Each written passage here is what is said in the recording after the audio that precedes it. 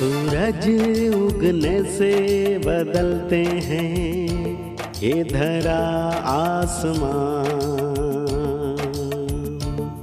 चलते रहने से हो जाती है हर मुश्किल आसान। चिंता को छोड़ कर आओ कर ले मन में शुभ चिंतन, हर पल को कर ले सफल सफल कह रही है ये पवन। संवार ले सुधार ले कर समस्या का समाधान, संवार ले सुधार ले कर समस्या का समाधान, कर समस्या का समाधान, कर समस्या का समाधान, कर समस्या का समाधान, कर समस्या का समाधान, कर समस्या का समाधान। नमस्कार, आदाब, सत श्री अकाल मित्रों। समाधान कार्यक्रम में एक बार पुनः आप सभी का हार्दिक स्वागत है। कल हम जंगल की बात कर रहे थे तो मुझे अपने जीवन की एक घटना याद आ गई। आबू में बहुत घने जंगल हैं। एक बार मैं विचरण करने के लिए जंगल में निकल गया। मैं जिस ओर जा रहा था ठीक 10 फीट की दूरी पर एक झाड़ी से एक बहुत बड़ा सा चीता निकल के बाहर आ गया। अब हम दोनों की आंखें चार हुईं, कुछ किया तो जा नहीं सकता था। मैं बिल्कुल शांत खड़ा रहा, मेरे चित्त में बहुत शांति थे। चीते ने देखा, शायद मुझे एक बात समझ में आई कि यदि हमारा मन शांत होता है, यदि हम किसी के लिए गलत भावना नहीं रखते, किसी को नुकसान पहुंचाने की भावना नहीं रखते, प्रेम की भावना रखते हैं, तो शायद ये वाइब्रेशन भी कार्य करते हैं। मेरे भी शायद ये वाइब्रेशन चीते तक पहुंच गए कि भाई ये बंदा तो बड़ा शांत लग रहा है या कोई कष्ट पहुंचाने वाला नहीं है। देखा उसने और मेरी तरफ एक प्यारी सी स्माइल देके जंगल में चला गया।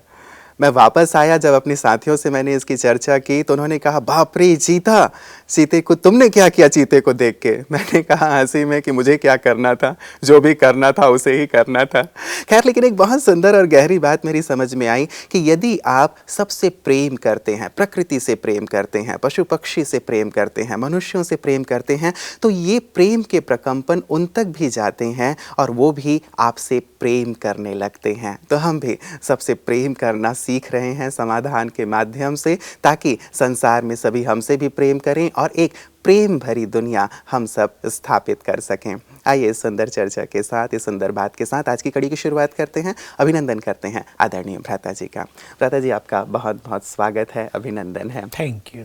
आबू के जंगलों में तो आप लंबे समय तक रहे हैं भ्राता जी, तपस्या में रहे हैं, गहरी साधना आपने यहाँ के जंगलों में की है। आपके साथ कभी ऐसी घटना घटित हुई जैसे मैंने एक रूबरू चीते का सामना किया? भालू तो बहुत बार साइड से गुजरते हुए चले गए, लेकिन सामने कोई नहीं आया अब तक।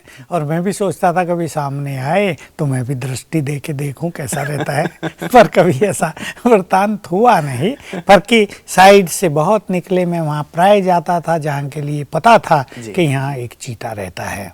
भालुओं की तो कई गुफा में खास जाता था कि कभी देखूं तो सही, परंतु ऐसा हुआ नहीं। पर ये सत्य सिद्धांत है कि हमारे वाइब्रेशंस जानवर तो बहुत जल्दी ग्रहण करते हैं ना, क्योंकि उनका अपना मन तो ज्यादा चलता नहीं। और वैसे भी लोग कहते हैं भ्राता जी कि जानवर तभी अटैक करता है जब उसे असुरक्षा की भावना महसूस होती है, उसे ऐसा लगता है कि सामने वाला मुझ पे अटैक करने वाला है, तभी शायद वो अटैक करता है। और अगर वो देखता है कि हम जा रहे अपनी चाल और वो छुपा हुआ बैठा हमें देख रहा है तो कुछ नहीं करता है। ये हमने कई बार महसूस किया।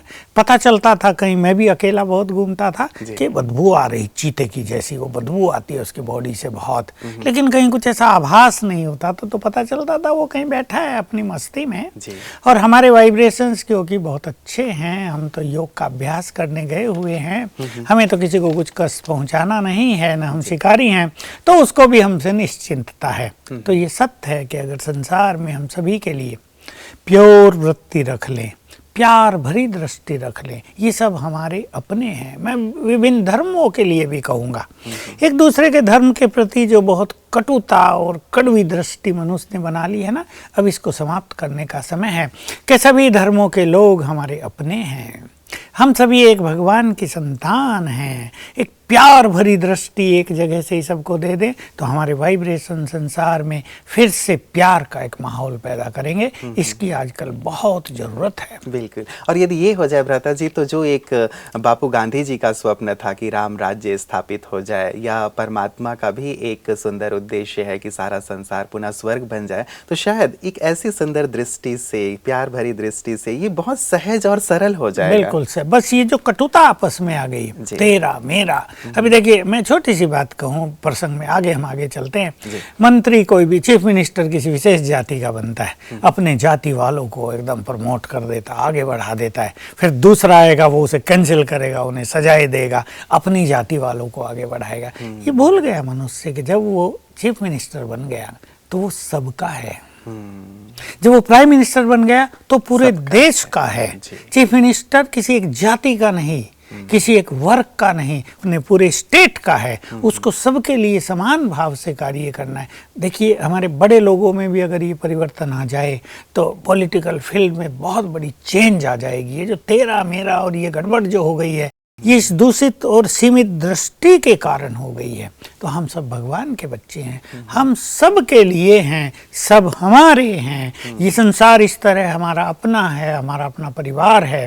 ये एटीट्यूड हमें बनाना ही चाहिए। इससे जो बहुत सारी निगेटिविटी और बहुत सारी समस्याएं हैं दूर हो जाए। भ्राता जी, आध्यात्म की यही सुंदरता है वास्तव में कि हम पूरे विश्व को परिवार मानते हैं, वसुधैव कुटुंबकम की भावना रहती है। लेकिन जैसे आपने कहा कि राजनीति का आपने एग्जाम्पल दिया और वहाँ इस प्रकार से एक जातिगत बंटवारा हो गया है। फिर से अब लोकसभा चुनाव होने वाले हैं और फिर से वही जाति पाति वाली बात हो रही है। तो सभी राजनेताओं को एक सुंदर सा संदेश दे दें, फिर हम आगे बढ़ें कि वो क्या करें वास्तव में। मैं तो ये कहूँगा कि नेता सबके लिए हैं, भले वो चुनकर किसी विशेष जाति से आए, लेकिन जब वो चुनकर आ जाएं तो वो अपने दृष्टिकोण को बदल दें। लेकिन सबके लिए एक बात मैं रोकना चाहूंगा, वो चुन के इसीलिए गए हैं क्योंकि उस विशेष जाति ने ही उनको वोट दिया है और ये कह के दिया है कि यदि तुम ये करोगे तभी तुमको हम जिताएंगे। ऐसे में बेचारा नहीं, ये बात ठीक है कि वो उनके लिए भी विशेष काम करें जिन्होंने उन्हें चुना है, लेकिन दूसरों के लिए शत्रु भरा व्यवहार तो नहीं करें ना। बस ये परिवर्तन हम अपने नेताओं से चाहेंगे कि वो भले ही करें, अपने क्षेत्र के लिए भी करें, लेकिन जब वो नेता बन गए तो अपने दृष्टिकोण को राष्ट्रीय बनाएं, कम से कम वैश्विक भी नहीं तो राष्ट्रीय अवश्य बनाएं। अब उनके अंदर जन कल्याण की, राष्ट्र कल्याण की भावना हो जानी चाहिए। भले ही मैं कहता हूँ आजकल इलेक्शन का माहौल दूसरा होता है, एक दूसरे को गाली देना, ग्लानि करना, अपनी महिमा करना, ये सब चलता है, उसको तो हम नहीं रोक सकेंगे। लेकिन जब वो चुनकर आ जाएं तो पार्लियामेंट में ऐसा लगे एक सुंदर परिवार आ गया है जो देश के कल्याण के लिए चिंतन करेगा, जो देश के कल्याण के लिए बहुत सुंदर काम करेगा, योजनाएं बनाएगा, तो ये तेरा मेरा समाप्त होके हमारी जो पार्लियामेंट है वो सचमुच संसार के लिए आदर्श बन जाएगी और बनना चाहिए। काला दिन हमारी पार्लियामेंट में कभी नहीं आना चाहिए। तो मैं ये कहूँगा कि नेता महान बने और फिर सबके लिए काम करें। कितना अच्छा हो भ्राता जी, जो आप कह रहे हैं वैसा ही हो जाए इंशाअल्लाह। हम ये चाहेंगे कि अगली लोकसभा चुनाव जो होने वाली है उसमें ऐसे ही चुन के लोग पहुंचे और महान लोग पहुंचे, चिंतक पहुंचे, राष्ट्र कल्याण की भावना रखने वाले पहुंचे, जो अपना सर्वस्व त्याग कर देश के लिए काम करें। बस यही सी बात, और यही आह्वान भी हम करेंगे भ्राता जी अपने सभी नागरिकों से, सभी देशवासियों से कि ऐसे लोगों को ही जो चरित्रवान हैं, श्रेष्ठ हैं, देश प्रेमी हैं, समाज के लिए कार्य करने वाले हैं, ऐसे लोगों को ही चुन करके वहां तक पहुंचाएं। अन्यथा भ्राता जी, संसद समाचार जब भी हम देखने या सुनने के लिए, चाहे वो लोकसभा है या राज्यसभा है, जब कभी खोलते हैं तो लगता है कि ये क्या हो रहा है। वहाँ लड़ाई झगड़े ऐसे होते रहते हैं, बेंच और कुर्सियां टूटती रहती हैं, तो लगता है कि देश के चिंतन के लिए उन्हें मौका ही नहीं मिलता। जी, वो उसी में लगे रहते हैं, जबकि वहाँ एक सुंदर चिंतन होना चाहिए। देशवासी भी समझें जिन्हें हमें चुन के भेजा है वो हमारे नहीं पूरे देश के हैं और वो देश के लिए अपना सर्वस्व बलिदान करने के लिए भी तैयार हैं। स्वार्थ की भावनाओं से ऊपर उठकर राष्ट्र निर्माण, राष्ट्र कल्याण की श्रेष्ठ भावना सभी जागृत करें तो हमारे देश का नाम संसार में रोशन हो जाए। भ्राता जी, अब मैं आ जाता हूँ जीनत जी के प्रश्न पे, जो कल हम लोगों ने छोड़ा था। एक प्रश्न उन्होंने किया था। दूसरा प्रश्न उनका ये है भ्राता जी कि please give me advice to overcome stage fear. जो मंच पे चढ़ने से इनके अंदर जो एक भय पैदा होता है, ना केवल जीनत जी के, बहुत सारे युवा ऐसे होते हैं जिनके अंदर ये स्टेज फियर रहता है, एग्जाम फियर, स्टेज फियर, बड़ों से बात करने का फियर, ये बहुत होता है मनुष्य के अंदर। कहीं ना कहीं इन्फीरियरिटी कॉम्प्लेक्स भी इसका कारण होता है, और कहीं ना कहीं अभ्यास का अभाव भी। हमारे यहाँ जैसे बहुत सारे स्पीकर्स तैयार होते हैं जी, युवक भी तैयार होते हैं, और हम उन्हें बाकायदे ट्रेंड करते हैं। तो छोटी छोटी सभाओं में मान लो सामने 20 लोग बैठे हैं, और उसको बुलवाना है, वो अपना चिंतन कराएं। इमीडिएट स्पीच के प्रोग्राम भी रखाते हैं, उससे उनमें साहस बढ़ता है। छोटे छोटे ग्रुप के साथ बोलने का अभ्यास करना चाहिए पहले तो। दूसरा, जब वो स्टेज पे जाएं, हमारी स्पिरिचुअल प्रैक्टिसेज में कुछ प्रैक्टिस बहुत सुंदर हैं। अपने को स्वमान में स्थित करें और ये भय निकाल दें कि सामने वाले सब कुछ जानते हैं। कईयों का होता है कि कॉलेज के लेक्चरर प्रोफेसर बैठे हैं, मैं तो ज़्यादा पढ़ा लिखा भी नहीं हूँ, बहन जी गई और डर गई, अरे इन्हें क्या बताऊँ। लेकिन यहाँ हमें जानना चाहिए कि जो हम उन्हें बताने जा रहे हैं उसका उन्हें कोई ज्ञान नहीं है। प्रोफेसर वो अपने सब्जेक्ट के हो सकते हैं, डायरेक्टर वो किसी विशेष कंपनी के या डिपार्टमेंट के हो सकते हैं, लेकिन स्पिरिचुअलिटी के तो नहीं ना। हम उन्हें स्पिरिचुअल नॉलेज देने जा रहे हैं, इसके बारे में वो पूरी तरह अनभिज्ञ हैं। अगर हम उन्हें अपना पहला लेसन भी देंगे, तुम आत्माएं हो, तो वो जानेंगे कि कितनी सुंदर बात इन्होंने हमें कही है। तो बिल्कुल ये भय निकाल दें कि सामने वाले बहुत कुछ जानते हैं। ये एक संकल्प कर लें कि जो कुछ हम उन्हें बताने जा रहे हैं उसके बारे में वो अनभिज्ञ हैं, और जो कुछ हम उन्हें बताएंगे उसे वो बहुत लाइक करेंगे। कई लोग क्या है, पहले ही ऐसे संकल्प कर लेते हैं, पता नहीं मेरी बात पसंद आएगी या नहीं, पता नहीं मैं अच्छा बोल पाऊंगी या नहीं बोल पाऊंगी, क्या रिएक्शन होगा। लेकिन हम बहुत अच्छा बोलेंगे, और जो हम बोलेंगे वो उनको बहुत प्रिय लगेगा, सभी लोग वाह वाह करेंगे। साथ में अपने को एक स्वमान में स्थित करके, मैं एक महान आत्मा हूँ और ये सब आत्माएं बैठी हैं, ऐसी दृष्टि बनाकर निसंकोच भाव से बोलने की प्रैक्टिस करें। 10-10 मिनट से शुरू करें, एक एक छोटे छोटे टॉपिक पर बोलें। पहले लिख लें, जो कुछ बोलना उसको लिख लें, फिर थोड़ा सा शुरू में याद कर लें, फिर बोलें। कुछ भूल जाए दोबारा प्रैक्टिस करें। इस तरह भिन्न भिन्न सब्जेक्ट पे अपना कमांड भी हो जाएगा, और जो स्टेज फियर है वो भी समाप्त हो जाएगा। बिल्कुल। क्या प्रत्येक, जैसे आपने कहा कि उसको लिख लिया जाए, प्रॉपर तैयारी कर ली जाए, और साथ ही कई बार हम आईने के सामने भी खड़े होकर के उसे बोल सकते हैं, बोल बोल के अभ्यास किया जा सकता है, या एकांत में उसकी प्रैक्टिस की जा सकती है, या जैसे आपने कहा कि 2-4 को बिठा लिया जाए, फाइनल जाके बोलने से पहले वहाँ पे ही बोल के प्रैक्टिस कर ली जाए, तो शायद ये बहुत ज़्यादा ठीक रहेगा। बचपन में ही हम लोगों ने पढ़ लिया था, इब्राहिम लिंकन जंगल में जाके पेड़ों के सामने भाषण किया करता था, पत्थरों के सामने भाषण किया करता था।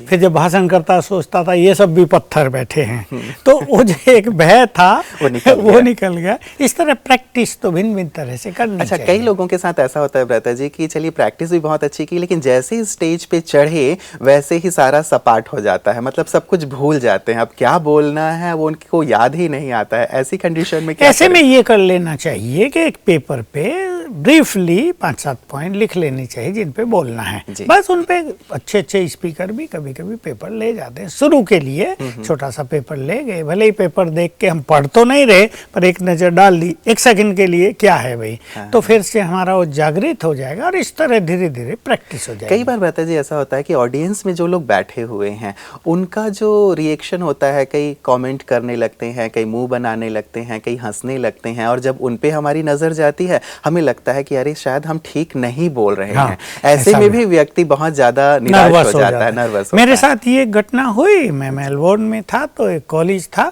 वहाँ अपनी एक लेक्चरर बहन थी, उसने बुलाया, बच्चों को निमंत्रण दिया, और टॉपिक भी बहुत सुंदर रख लिया, ड्रीम साइकोलॉजी, जो है तो साइकोलॉजी का, लेकिन मैंने इस पे कुछ विचार कर लिया। अब युवक सब बैठे, लड़के लड़कियां, अब वो एक दूसरे को अंगूठा भी दिखाएं, मजाक भी करें, लास्ट में क्वेश्चन आंसर भी थे, और वो किसी भी तरह से, हवा बहुत तेज चल रही थी वहाँ उस दिन, और बाहर ही सब बैठ गए थे, और उन्हें था 50 आएंगे, आ गए 200 स्टूडेंट, पता नहीं कैसे आ गए, ये विषय उन्हें बहुत अच्छा लगा। तो मैंने देख लिया कि इधर वाले उधर वालों को कुछ ना कुछ कर रहे हैं ये गड़बड़, ताकि प्रोग्राम को फेल किया जाए। अब मैंने क्या सोचा, मुझे इनको देखना ही नहीं है, और मुझे अपने सब्जेक्ट पर बोलना है, उन्हें देखना है जो स्टूडेंट बहुत ध्यान से सुन रहे हैं। ऐसे सामने बहुत सारे बैठे थे जो बहुत सीरियसली इस टॉपिक के बारे में बहुत कुछ जानना चाहते थे। मैंने उन्हें किया इग्नोर और इन्हें देखकर बोला, और 45 मिनट इंग्लिश में भाषण था। अभी वो अंग्रेजों का देश और हम भारत से गए, और इंग्लिश में हम इतने परफेक्ट तो नहीं होते, लेकिन मैंने 45 मिनट बोला। फिर था क्वेश्चन आंसर। अब वो कई लड़कों लड़कियों ने सोच लिया अब तो इसे फेल करना ही है, इसका ये तो सफल हो गया, अब नहीं सफल, आपका इम्तिहान था। हाँ, सफल नहीं होने देना है। एक ने फट से खड़े होके पूछा, do you know how many rebirth you have taken? मैंने कहा 84। अब वो सबने ताली बजा दी। वो बेचारा चुप होके बैठ गया, क्या ये तो बड़ा सुंदर हो गया। फिर प्रोग्राम बहुत सुंदर हुआ। इसमें हमें अपने कॉन्फिडेंस को कायम रखने की जरूरत होती है। हम कहीं कंफ्यूज ना हो। हम अगर उत्तर भी दे रहे हैं और वो मान लो गलत भी है, तो उसे इतने कॉन्फिडेंस से दें कि सुनने वाले चुप हो जाएं। तो ऐसी परिस्थितियों में हमें ये टेक्निक अपनानी चाहिए कि जो लोग ऐसे एक्शन कर रहे हैं उन्हें इग्नोर करें। और कुछ लोग ऐसे सभा में जरूर होते हैं जो बहुत सीरियसली, बहुत अटेंटिवली सुन रहे हैं, उन्हें देखकर हम सुनाएं, तो इससे कभी भी डिस्टरबेंस नहीं होगा। बिल्कुल। चलिए भ्राता जी, जीनत जी का स्टेज फियर भी अब दूर हो जाएगा, ऐसी हम शुभकामना करते हैं। आपने इतनी सुंदर टिप्स दिए हैं, अनुभव सहित दिए हैं, तो निश्चित रूप से ये सबके लिए कारगर साबित होगा। भ्राता जी, अगला मेल जो आया है रवि अग्रवाल जी का है। ये PhD स्टूडेंट हैं और कहते हैं कि मैं हॉस्टल में रहता हूँ, कुछ विद्यार्थी लगातार मुझे परेशान करते रहते हैं। मुझे परेशान करने के लिए नाना प्रकार की हरकतें करते हैं, कमेंट्स करते हैं, जिससे मैं बहुत ज़्यादा परेशान रहता हूं और अपनी पढ़ाई पे ध्यान एकाग्र नहीं कर पा रहा हूं। कृपया बताएं कि ऐसे में मुझे क्या करना चाहिए। कई बार लगता है कि मैं उन्हें सबक सिखा दूं, लेकिन रुक जाता हूं। करना क्या चाहिए? सबक सिखाने से तो काम बिगड़ सकता है। साइकोलॉजिकल लेवल पे ही इनको ट्रीट करना पड़ेगा। देखिए, जो लोग भोले होते हैं, दूसरे साथी देख लेते हैं ये किस तरह का है, फिर उन्हें छेड़छाड़ शुरू करते हैं। उनका इंटेंशन कुछ नहीं होता है, केवल छेड़छाड़ करना, मनोरंजन करना, हंसी मजाक करना कि आज देखो हमने इसको ऐसे कर दिया। इसमें ये भी उनके साथ उसमें हिस्सा ले लें थोड़ा सा। मान लो वो कुछ हंसी मजाक कर रहे, ये भी हंसने बहलने लगे, ये मुंह बना के चल ना दें, बस उनकी वो बात खत्म हो जाएगी यहीं। जब वो हंसी मजाक करते हैं और ये गुस्सा करता है तो उनको बड़ा मजा आता है। लेकिन कई बार ऐसा होता है भ्राता जी कि उनकी जो हंसी मजाक होती है वो बहुत ज़्यादा क्या कहें, वो कहें गलत होती है, जिसको हम हजम नहीं कर पाते। मेरा हो सकता है कल्चरल बैकग्राउंड अलग है, मैं एक सांस्कृतिक परिवार से हूँ, और वो कुछ ऐसी बेहूदी हरकत करना या करवाना चाहते हैं, तब तो मैं उसमें पार्टिसिपेट नहीं कर सकता। बिल्कुल, इसमें पार्टिसिपेट करने का ये अर्थ नहीं कि हम उनका हिस्सा बन जाएं, लेकिन हम मुस्कुरा अवश्य दें, ताकि उन्हें लगे कि हमारी बात का इन पे कोई खास असर नहीं हुआ है। हम मुस्कुरा के आगे बढ़ जाएं, लेकिन बहुत अच्छा प्रभाव रहेगा स्पिरिचुअल प्रैक्टिस से। मैं इन्हें कहूँगा कि ये रोज़ सवेरे उठकर कुछ अच्छे स्वमान का अभ्यास करें, और जो वो बच्चे हैं जो इनके साथ ऐसी हरकत करते हैं, उनको आत्मा देख के ये संकल्प करें, they are good souls, they are my good friends. ऐसे संकल्प करें, 7 बार करेंगे। मैं एक महान आत्मा हूँ, मैं मास्टर ऑलमाइटी हूँ। 7 बार ये अभ्यास करके उन्हें आत्मा देखकर ये संकल्प करें, they are good souls, they are my good friend. और हमें पूर्ण विश्वास है, आज तक मैंने इस पर बहुत सारे एक्सपेरिमेंट इस तरह कराए हैं, दूसरों का व्यवहार बदल जाता है। क्या कुछ मेडिटेशन करने की भी जरूरत पड़ेगी भ्राता जी? ये मेडिटेशन का हिस्सा है। सवेरे उठकर थोड़ा मेडिटेशन कर लें और उन्हें गुड वाइब्रेशंस भी दें। एक हेटफुल फीलिंग जो उनके लिए हो जाती है जी, यही खतरनाक होती है और यही इन समस्याओं को बढ़ावा देती है। फिर दूरी बढ़ती जाएगी, वो छेड़छाड़ ज़्यादा रखेंगे, ये परेशान होकर दूर जाएंगे, या ये एग्रेसिव होंगे, गुस्सा करेंगे, और जैसा सोच रहे हैं सबक सिखाऊं मारपीट होगी, उससे कोई फ़ायदा नहीं होगा। इसलिए उन्हें गुड वाइब्रेशंस देंगे, उनके प्रति अपने एटीट्यूड्स पॉजिटिव रखेंगे, तो दे विल चेंज। कई बार इससे बहुत ज़्यादा जो एक इरिटेशन होता है भ्राता जी, मन की एकाग्रता भंग हो जाती है, हम बहुत ज़्यादा परेशान हो जाते हैं। तो ऐसे में भले ही जैसे आपने कहा लाइटली लें या थोड़ा सा मिल लें उन लोगों से भी, लेकिन हम इरिटेट ना हो, वो शायद एक बहुत इंपॉर्टेंट पहलू होता है इसमें। वो कैसे सहज, क्योंकि ये PhD के स्टूडेंट हैं और इनको कुछ ज़्यादा स्टडी करनी पड़ती होगी, तो इनका इरिटेट होना भी बहुत नेचुरल सा है। राजयोग मेडिटेशन इसमें बहुत मदद करता है। जब हम ये प्रैक्टिस करते हैं, I am a peaceful soul, इस प्रैक्टिस से हमारा क्रोध धीरे धीरे शांत होने लगता है और हम दूसरों के लिए ये एक दृष्टिकोण भी अपना लेते हैं। ये बच्चे हैं, युवक हैं, युवकों में थोड़ी बहुत बातें होती हैं, हम अब आगे बढ़ गए हैं, हम थोड़े मैच्योर हो गए, तो दूसरों की हर बात को इस तरह सीरियसली भी नहीं लेंगे और एक कोशिश करेंगे कि हमें एक दूसरे फील्ड में जाना है, रिसर्च वर्क करना है। अगर हम इरिटेट होंगे तो इरिटेशन और क्रोध का इफेक्ट बुद्धि पर बहुत ज़्यादा आता है, तो मनुष्य की एकाग्रता नष्ट होती है, उसकी विवेक शक्ति नष्ट होती है। ये बात ध्यान रखते भी इन्हें अपने इरिटेशन को समाप्त रखना चाहिए। लेकिन थोड़ा सा मेडिटेशन ये करेंगे ना, हमें पीसफुल सोल, मैं क्रोध मुक्त हूँ, और थोड़ा भी ईश्वरीय शक्तियों को अपने में लाएंगे तो इनमें धैर्यता आएगी और इरिटेशन नहीं होगा। बिल्कुल। चलिए हम इनके लिए शुभकामना रखेंगे रवि जी के लिए कि जल्दी से अपना पीएचडी कंप्लीट करें और वहाँ से जैसे मुक्त हो जाएं। मुक्त हो जाएं जी। अच्छा भ्राता जी, हमारे पास अगला मेल आया है। ये कहते हैं कि I am writing on behalf of my mother who has been facing health problems for a very long time now. As per her, the soul is coming out from the center of the eyes and it revolves within the head. Along with it, energy is also reducing and coming out of body. We have already had many X-ray of my mother at Global Hospital Mount Abu along with medication, but no progress in the health conditions till date. क्या करें? ये actually black magic का effect होता है जो आजकल दुनिया में बहुत चल गया है, तंत्र मंत्र का प्रभाव। मतलब ये कोई हेल्थ प्रॉब्लम ये हेल्थ प्रॉब्लम है नहीं, इसलिए कुछ फायदा नहीं हो रहा है, इन्वेस्टिगेशन कर नहीं पा रहे हैं डॉक्टर। अब यहाँ से कुछ हो रहा, पीछे को जा रहा, कुछ ब्रेन में हो रहा, सीटी स्कैन कराएंगे और न्यूरोफिजिशियन के पास जाएंगे, वो कहेगा भाई सब कुछ तो ठीक है, नॉर्मल है, थोड़ी बहुत दवाई दे देगा, लेकिन वो फिर होगा। तो इसके लिए हम जो सिखाते हैं वो एक दो चीज़ें इन्हें कर लेनी चाहिए। एक तो माता जी को चार्ज्ड वाटर पिलाना है। चार्ज्ड वाटर करने का तरीका है, पानी लें गिलास में, उसे दृष्टि डालें और 7 बार संकल्प करेंगे, मैं मास्टर सर्व शक्तिवान हूँ। तो ये पानी चार्ज हो गया, यानी शक्तियों की वेव्स इस पानी में समा गई। अब इसको उनको पिलाएं जी। और ये संकल्प कर लें इन पर जो कुछ भी ये ब्लैक मैजिक तंत्र मंत्र का इफेक्ट हुआ है वो समाप्त हो जाए। ऐसा कम से कम 5 बार थोड़ा थोड़ा पानी भी उन्हें पिला दें सारे दिन में। इससे बहुत अच्छा रिजल्ट आज तक हमने देखा है। दूसरा, ब्रेन को एनर्जी दें। इसी फीलिंग से हम बहुत बार सिखा चुके हैं, हाथ मलते हुए 2-3 बार याद कर लें, मैं मास्टर ऑलमाइटी हूँ, तो हाथों में बहुत अच्छे पावरफुल वाइब्रेशंस आ जाते हैं, सब अट्रैक्शन होने लगता है। और ये हाथ फिर अपनी माँ के सिर पे रख दें। तो जो बैड एनर्जी है, जो इफेक्ट है, इफेक्ट तो संकल्पों की वेव्स का ही होता है और कुछ नहीं, जादू टोना और कुछ नहीं होता। बैड एनर्जी संकल्पों के द्वारा प्रवाहित होने लगी है, तो ये जो पावरफुल एनर्जी हाथों के द्वारा ब्रेन को दी जाएगी, वो अंदर की निगेटिव एनर्जी नष्ट हो जाएगी। ऐसा भी 5 बार सवेरे, 5 बार शाम को कर लें, यानी 5-5 मिनट। इन दोनों से बहुत फायदा हो जाएगा। मैंने आज तक देखा है, बहुत सारे केस इसमें सफल हुए हैं, लेकिन करने वाले को बहुत अच्छी ये प्रैक्टिस करनी चाहिए। मतलब इनको पहले राजयोग सीखना पड़ेगा ताकि ये जो अभ्यास आप बता रहे हैं, ये अभ्यास उनके लिए सहज और सरल हो जाए और साथ ही उसमें अच्छी एनर्जी भी वो उनके संकल्पों में एनर्जी आ जाए। जितना उनके संकल्पों में एनर्जी आएगी, उतनी एनर्जी हाथ में आएगी, उतनी एनर्जी ब्रेन को जाएगी, उतनी नेगेटिव एनर्जी डिस्ट्रॉय होगी। कई लोग भ्राता जी जादू टोना या मंत्र तंत्र को नहीं मानते हैं। यदि ये इस चीज को नहीं मान रहे हो कि ऐसा ये होता है, तो फिर ऐसी कंडीशन में क्या करें? अब देखिए, ये तो इन्हें अभी करना ही पड़ेगा जब सारी मेडिकल रिपोर्ट ठीक आ रही हैं।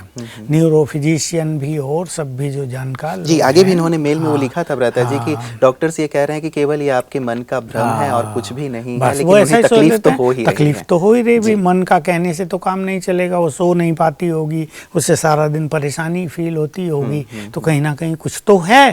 तो इसमें ही मानना पड़ता है। हम लोगों के साथ भी यही हुआ, हम लोग भी सोचते थे ये सब क्या है, ये नज़र वजर, ये ब्लैक मैजिक, ये सब कुछ नहीं है। लेकिन जब ऐसे केसेस सामने आने लगे और दिखाई देने लगा कि मेडिकल साइंस की समझ में कुछ नहीं आ रहा है और छोटा सा प्रयोग करने से ठीक हो गया, तब ये बात माननी पड़ी कि संकल्पों की एनर्जी, गुड और बैड, ये इफेक्ट करती है। और ब्लैक मैजिक और कुछ नहीं, निगेटिव संकल्पों का इफेक्ट है मनुष्य के ऊपर, तो उसको पॉजिटिव संकल्पों की पावर से नष्ट किया जा सकता है। चलिए, इनकी भी ये समस्या दूर हो जाए भ्राता जी, हमारी शुभकामना रहेगी। पूरा समाधान परिवार हमेशा ही सुबह और शाम वैसे भी बिल्कुल योग कर रहे है। हैं 10-10 मिनट। जी, तो इन सब तक भी ये सारी एनर्जी पहुंचेगी। फिर से मैं सभी को याद दिलाना चाहूँगा, जो ढीले हो गए हों तो 6 बजे सवेरे, 6 बजे शाम को, या अपने खुद के समय पर वो 10 मिनट संसार की सभी इस तरह परेशान आत्माओं को योग के वाइब्रेशन अवश्य देंगे, ताकि अनेक लोग जो अपने लिए कुछ नहीं कर सकते हैं,